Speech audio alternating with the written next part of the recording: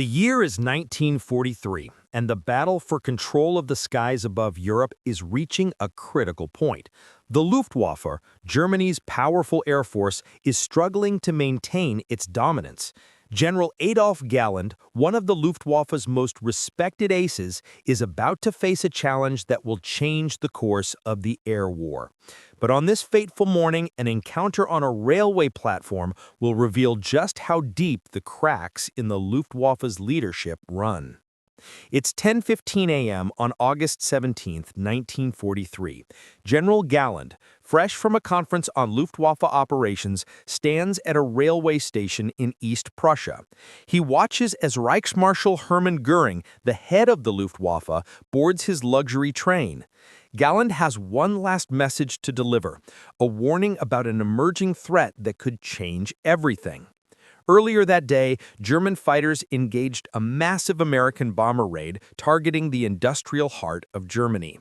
It had all gone according to plan. The bombers, escorted by American P-47 Thunderbolts, were attacked after the escorts turned back.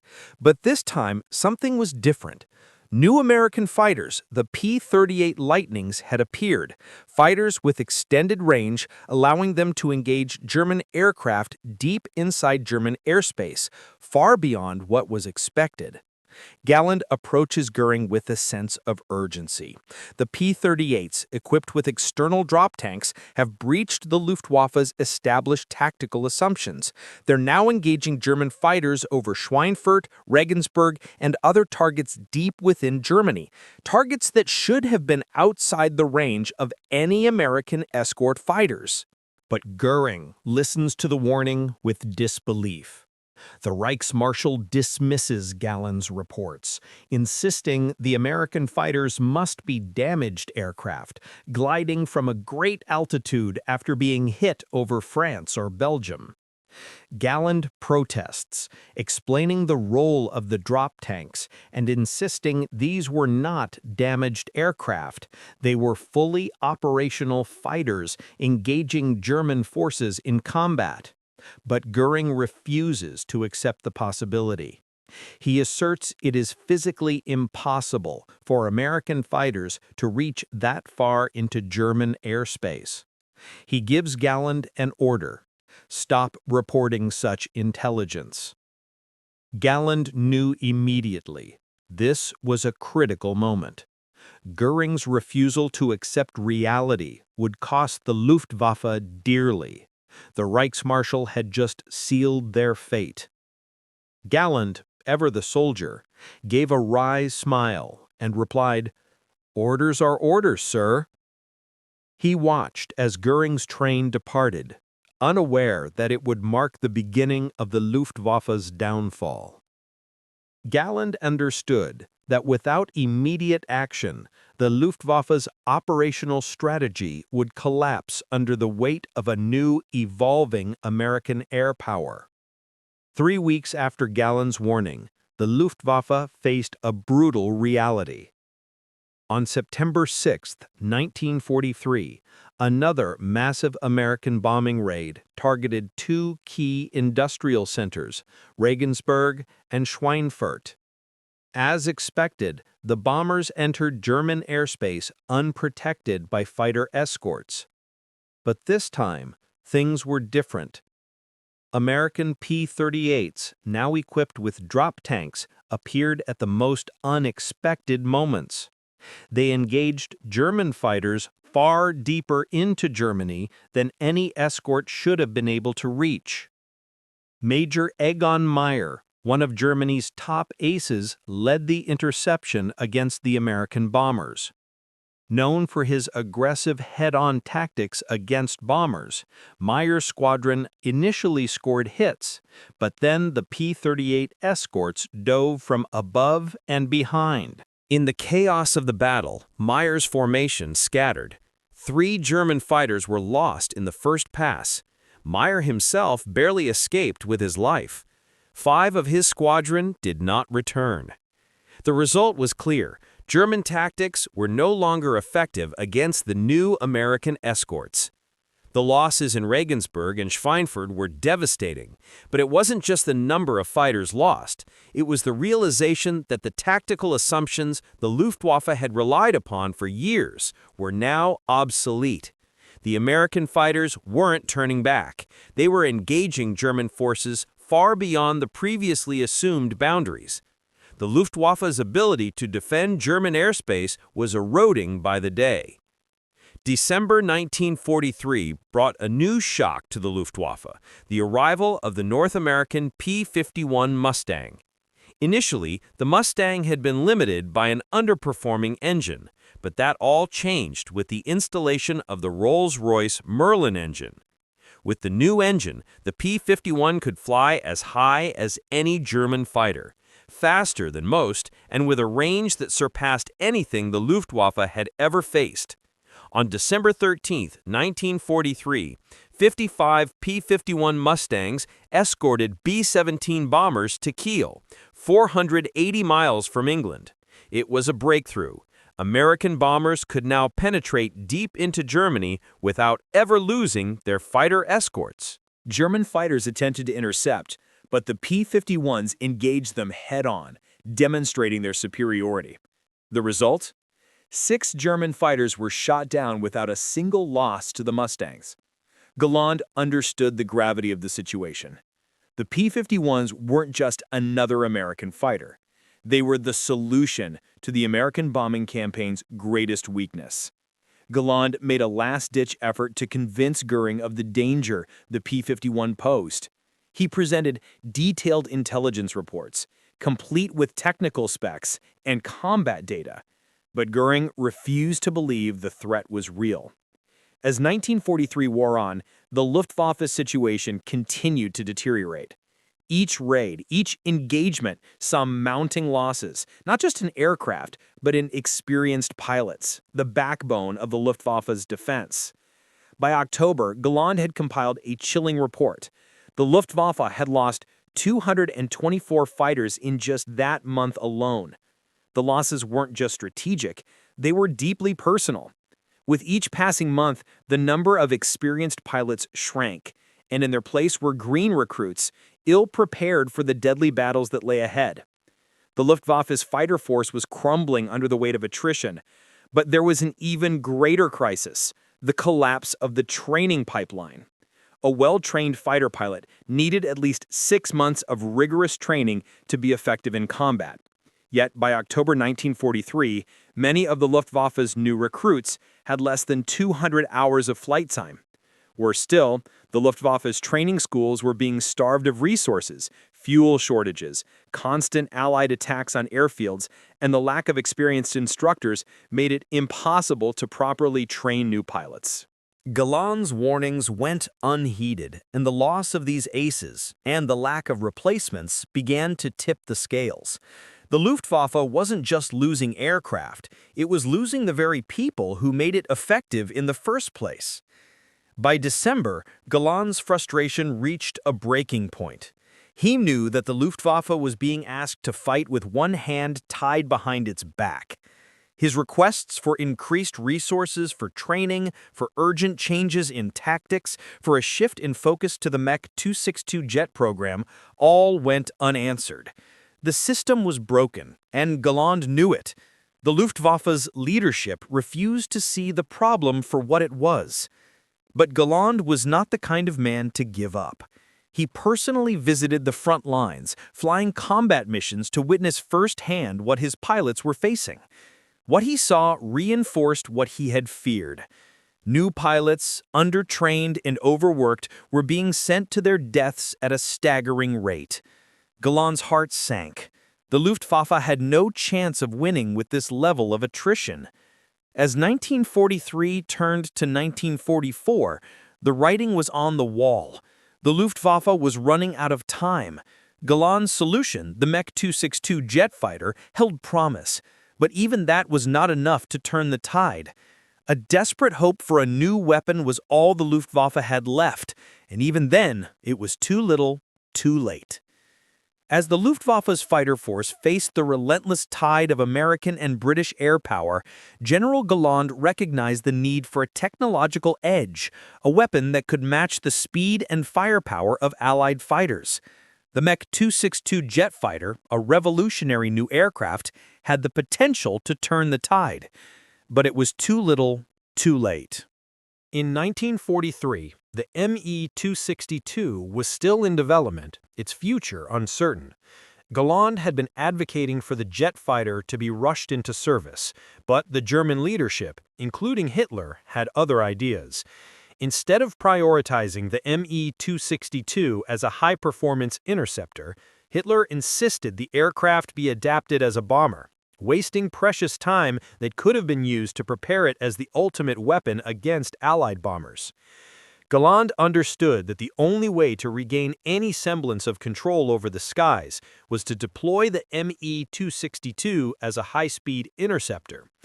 He lobbied tirelessly with the High Command, urging them to make the jet fighter a priority. But time and resources were running out. The Luftwaffe's fighter force had been decimated, and the industrial machine to produce aircraft was barely functioning due to Allied bombing campaigns targeting German factories. Despite these challenges, Galland's persistence paid off. In late 1944, the Me-262 was finally given the green light to be deployed as an interceptor. But by then, the Luftwaffe had already suffered irreparable damage. The new jets, while a technological marvel, would arrive too late to stem the tide of the Allies' overwhelming air superiority. In March 1945, the first combat missions with the Me-262 took place.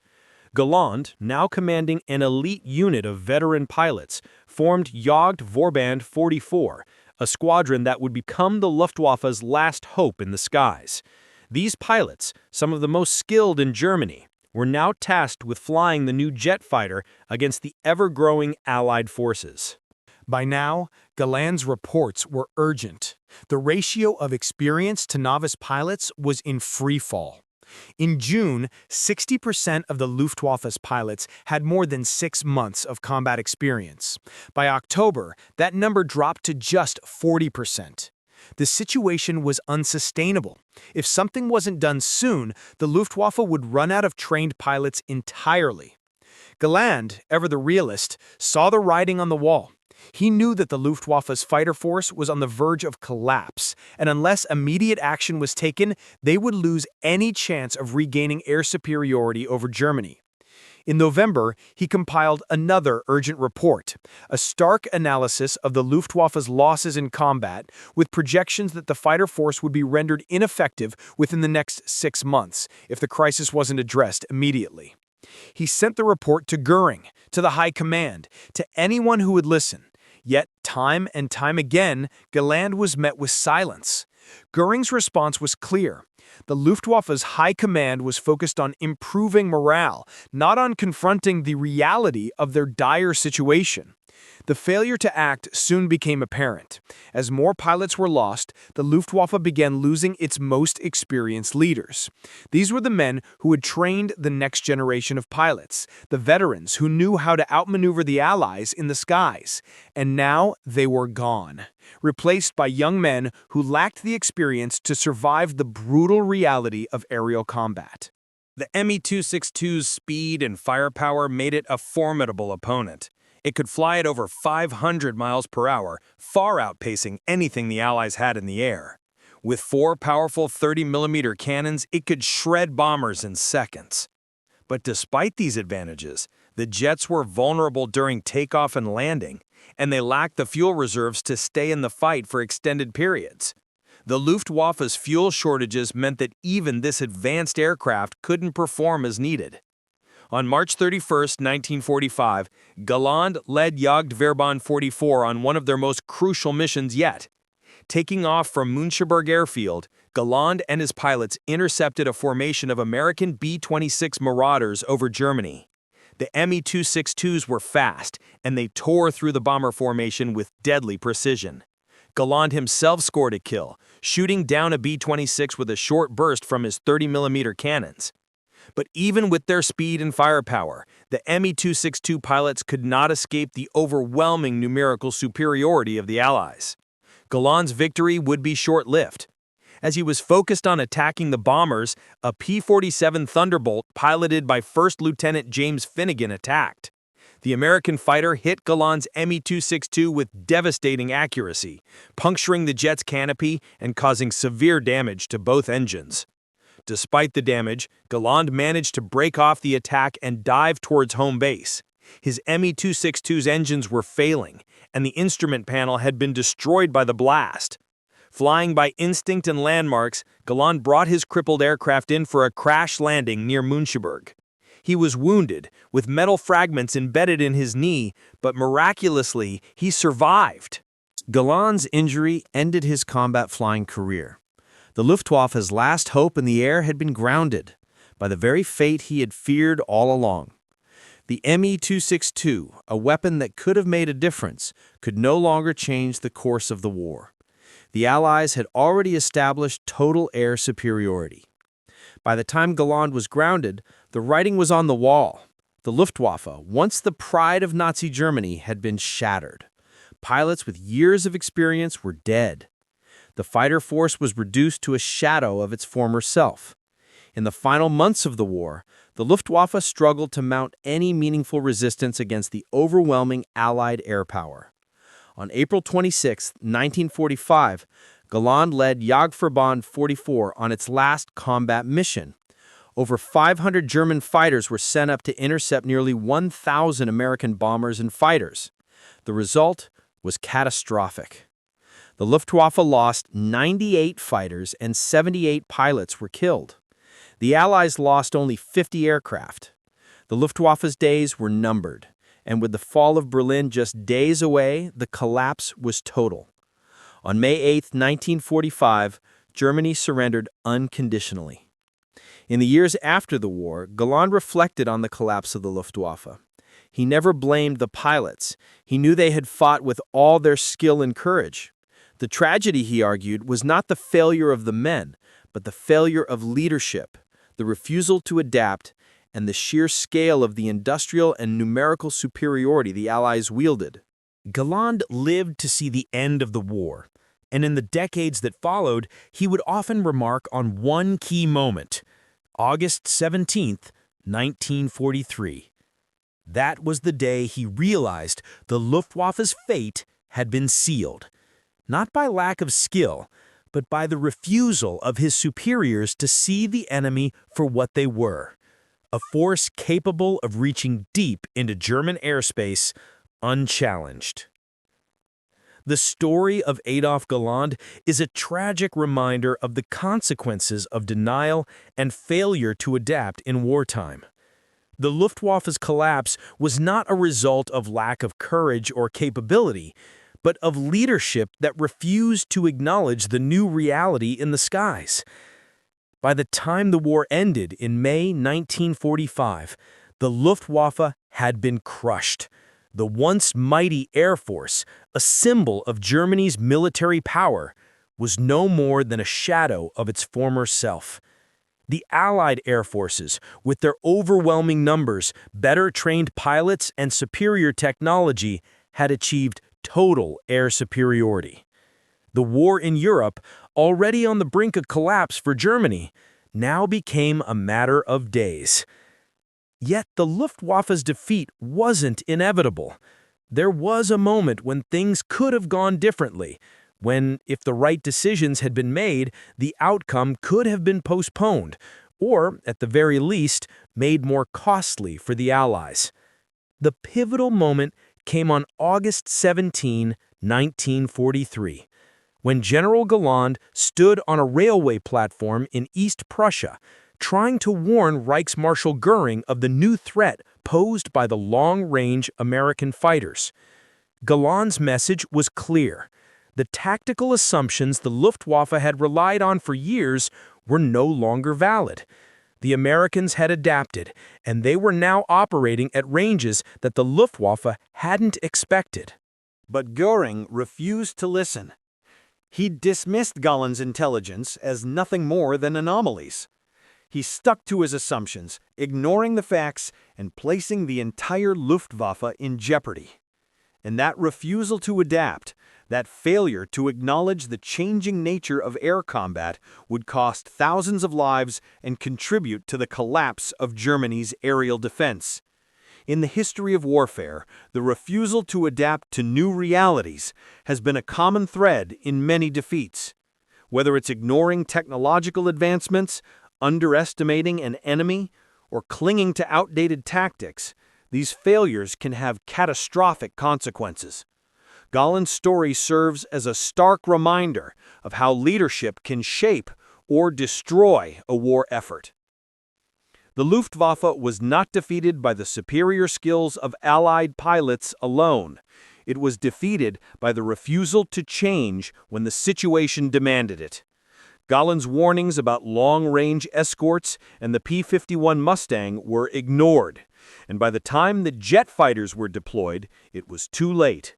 The loss of experienced pilots, the breakdown of the training pipeline, and the failure to produce enough MiG-262s in time sealed the Luftwaffe's fate. After the war, Galland would reflect on the turning point, the moment he knew Germany had lost control of the skies. For him, it wasn't a question of courage, skill, or technology. It was a question of leadership. Galland understood the threats that were emerging, and he tried to warn his superiors. He presented facts, data, and reports. But in the end, it wasn't enough. What Galland didn't foresee was that the Luftwaffe's fate would be sealed not just by the Allies' technological edge, but by the failure of his own leadership to accept reality. The refusal to act on crucial intelligence, to embrace new tactics, and to prioritize the right resources made all the difference in the world. Galland's story is not just one of a failed military campaign. It is a profound lesson on the consequences of denial in war. When leaders refuse to acknowledge inconvenient truths, when they cling to outdated assumptions, the results can be devastating. Galland's warnings were ignored, and thousands of German pilots lost their lives fighting an enemy they were told couldn't reach them until it was too late. This is the true tragedy of the Luftwaffe's collapse. Not that it couldn't win, but that it was set up for failure from the top down. And the cost of that failure was borne by those who fought with honor and skill, but were ultimately doomed by decisions made in the halls of power. Adolf Galland survived the war, but his reflections on the Luftwaffe's collapse were bittersweet. He had tried to change the course of the war, to warn his superiors, to push for the right strategies. But in the end, his voice was drowned out by the very leadership that had allowed Germany to fall behind in the war for the skies. The Luftwaffe's collapse wasn't just a failure of military tactics, it was a failure of leadership. Galland's story is a reminder that no amount of courage, skill, or technology can save a force that refuses to adapt. In war, as in life, the refusal to change with the times can be the greatest tragedy of all.